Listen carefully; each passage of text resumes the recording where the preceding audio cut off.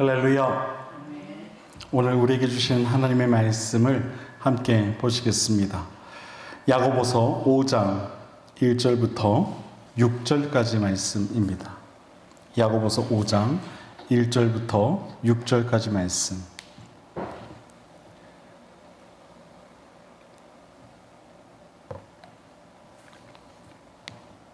찾으셨으면 우리 함께 한 목소리로 봉독해 올리겠습니다. 함께 읽습니다. 시작. 들으라 부한 자들아, 너희에게 임할 고생으로 말미암아 울고 통곡하라. 너희 재물은 썩었고 너희 옷은 좀 먹었으며 너희 금과 은은 녹이 슬었으니 이 녹이 너희에게 증거가 되며 불같이 너희 살을 먹으리라. 너희가 말세에 재물을 쌓았도다. 보라, 너희 밭에서 추수한 품꾼에게 주지 아니한 삭시 소리 지르며 그 추수한 자의 우는 소리가 만군의 주의 귀에 들렸느니라. 너희가 땅에서 사치하고 방종하여 살육의 날에 너희 마음을 살찌게 하였도다. 너희는 의인을 정죄하고 죽였으나 그는 너희에게 대항하지 아니하였느니라. 아멘. 야고보서도는 오늘 본문을 통해 먼저 부한 자들아 라고 말하면서 이 부정하게 불을 습득한 자들을 향한 권고의 말씀을 이어갑니다. 그러면서 이제 앞으로 그들이 겪게 될 고통에 대해 너희에게 임할 고생으로 인해 울고 통곡하라고 말합니다. 그들이 이토록 울며 통곡해야 할 이유에 대해서도 말하면서 그들이 부정하게 탐하였던 재물들, 즉 금과 은과 같은 모든 것들이 모두 누군가를 착취하여 얻은 것들이기 때문이라 그렇게 이야기를 합니다. 이를 증명하는 말씀이 오늘 보면 4절과 5절에 나오죠. 제가 다시 한번 읽어보겠습니다. 보라, 너희 밭에서 추수한 품꾼에게 주지 아니한 삭시 소리 지르며 그 추수한 자의 우는 소리가 만군의 주의 귀에 들렸느니라. 너희가 땅에서 사치하고 방종하여 살육의 날에 너희 마음을 살찌게 하였도다. 고통 가운데 울며 통곡해야 할 자들의 부를 향한 이 그릇된 탐욕은 결국 다른 누군가의 희생으로 얻어진 결과들이라는 것입니다. 그러므로 야고보서도는 그들에게 이야기를 합니다. 너희는 그에 응하는 고통의 시간을 겪게 될 것이다. 오늘 말씀을 듣는 여러분의 표정을 보니까 굉장히 안심하고 있는 표정인 것 같습니다. 목사님, 저는 그렇게 부자도 아니고요. 또 그렇게 못된 방법으로 부를 취한 적이 없기 때문에 오늘 말씀은 저를 좀 피해가는 말씀인 것 같습니다. 여러분, 근데 여러분, 사람은요, 모르는 거예요. 사람은 모르는 거예요. 그렇죠? 살다 보면 이런 모습을 가질 수도 있게 되기 때문이죠. 여러분, 강도가 태어나면서부터 강도였겠습니까? 또 도둑이 태어나면서부터 도둑이었겠습니까? 사람 일은 모른다. 그러니 오늘 말씀을 여러분 다른 사람을 향한 말씀이라고 듣지 마시고 예방접종이다 라고 생각하시면서 귀 담아 들으실 수 있게 되길 바랍니다. 자, 지난 시간에 우리는 이 인간의 욕심이 가져오는 그 결과가 얼마나 허망한 것인가에 대해 함께 배웠었죠. 인간의 욕심은 안개와 같은 것들을 추구하게 하기 때문에 이 우리 욕심을 잘 다스리는 것이 참 중요합니다. 욕심은 부정한 일들을 도모하게 하고요. 또 타인의 희생을 강요하거나 또 타인의 것을 착취하기에 이르기까지 끊임없는 이 잘못을 만들어냅니다. 욕심은 그와 같다라는 것이죠. 때로는 욕심이 만나 큰 희생을 치르기도 하죠. 나의 욕심과 상대방의 욕심이 만나서 정말 큰 희생이 일어나게 될 때도 있다라는 거예요. 오늘 본문에서도요, 바로 이 말씀의 연장선상으로 우리가 생각하면 될 것 같아요. 이 인간의 욕심이 얼마나 추한 것인가. 오늘 본문도 결국 이 욕심의 결과에 대해 말하고 있는 겁니다. 부정한 방법으로 부를 축적한 자들을 향해 너희가 품꾼들에게 주지 아니한 삭시 소리 지르며 추수한 자의 우는 소리가 만군의 주의 귀에 들렸다라고 오늘 본문은 우리에게 이야기를 하고 있어요. 욕심 가득한 자들은 자신들이 하는 그 부정한 일들에 대한 최소한의 양심의 가책도 못 느낀다라는 것이죠. 그러니까 너희가 무슨 어떤 희생을 당했건 말건 중요한 건 뭡니까? 내 욕심을 채우는 것이 중요하다라는 거예요. 이것이 바로 욕심 가득한 이들의 생각이라는 것이죠.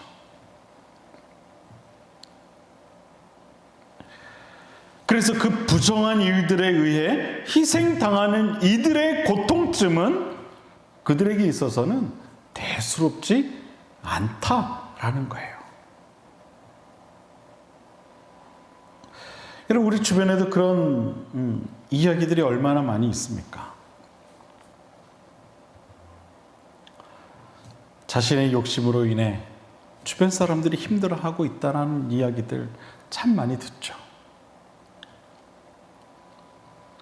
근데 야고보 사도는 계속해서 우리에게 이야기를 하죠. 하지만 그 욕심장애들은 그러한 고통의 소리를 듣지 못할지언정 하나님은 그들의 고통의 소리를 다 듣고 계신다.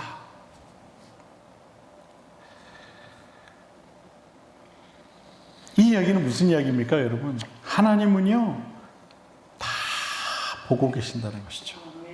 다 알고 계신다는 거예요.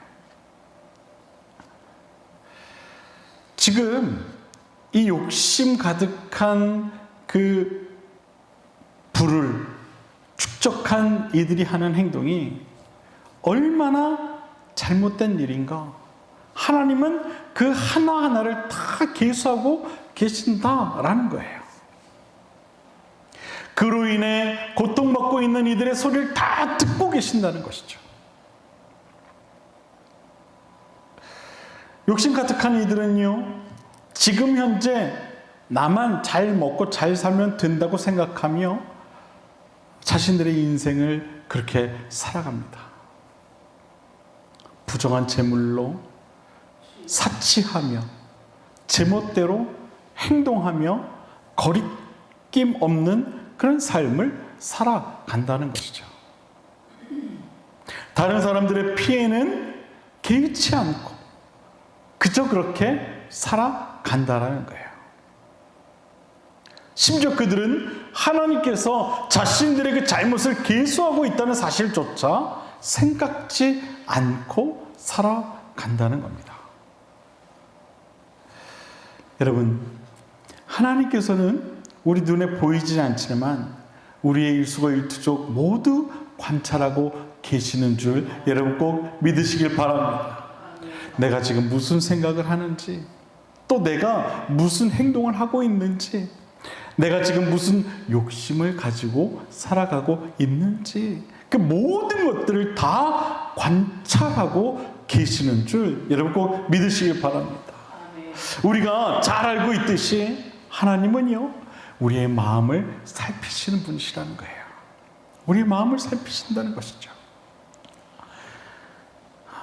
사무엘이 이삭의 아들들을 만나 그들의 외모를 평가하며 하나님의 기름 부을 왕을 찾고자 했을 때 하나님께서는 이렇게 말씀하시죠. 여호와께서 사무엘에게 이르시되 그의 용모와 키를 보지 말라. 내가 이미 그를 버렸노라. 내가 보는 것은 사람과 같지 아니하니 사람을 외모를 보거니와 나 여호와는 중심을 보느니라. 아멘. 여러분, 하나님은요, 우리가 알지 못하는 것까지도 다 보고 계세요. 다 보고 계세요.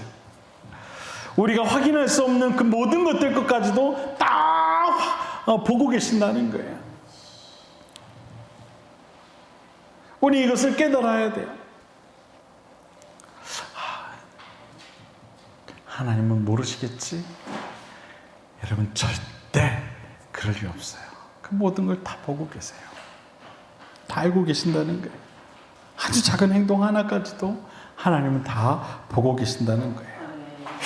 그렇기 때문에 우리는 매사에 우리 마음의 중심에 무엇이 자리하고 있는가, 그것을 살펴야만 하는 것입니다.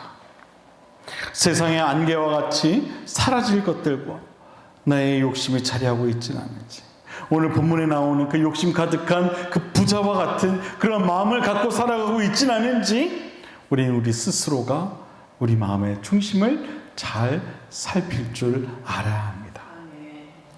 야고보 사도가 말한 욕심에 대한 말씀 가운데 우리가 반드시 기억해야 할 말씀이 있죠. 바로 야고보서 1장 14절과 15절 말씀이에요.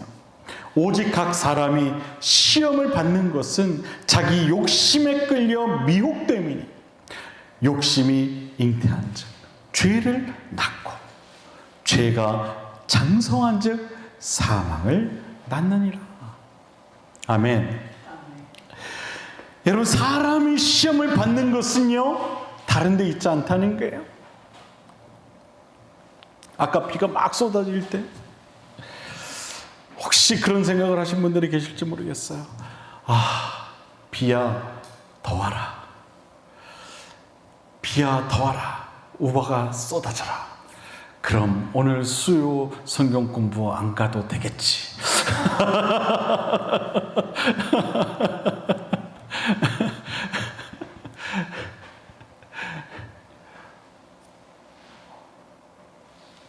오늘 교회 가야 되는데 누가 맛있는 저녁을 사준다고 하네.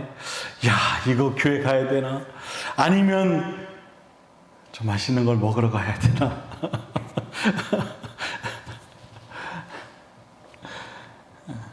여러분, 사람의 욕심이 이런 거예요. 시험을 가져다 준다는 거예요. 시험을 가져다 준다는 거예요. 무엇을 우선으로 선택해야 할까? 하나님이냐 아니면 세상이냐? 그 기로에 서서 우리의 마음을 흔드는 것, 그건 다른 게 아니라는 거예요. 바로 우리의 욕심이라는 것이죠.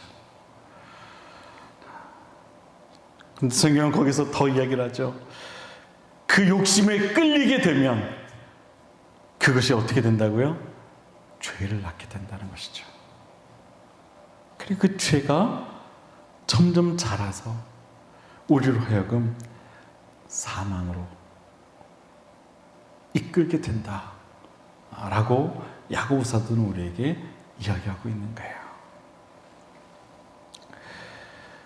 인간의 욕심이 여러분 얼마나 무서운 것인가, 그것을 깨닫게 하는 말씀이죠. 오늘 본문에 나오는 욕심 많은 부자가 여러분 처음부터 그런 마음을 갖고 부를 축적을 했을까요? 아닐 거예요. 하지만 그 욕심이 점점 자라서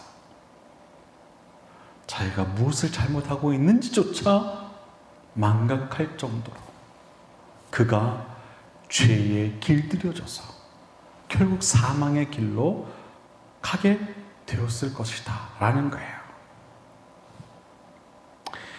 성경에서 말하는 욕심의 결과는요, 참으로 참혹할 수밖에 없어요. 우리 사실을 기억해야 돼요. 그러면 우리는 내 자신의 이 욕심에 결코 속아서는 안 되는 겁니다.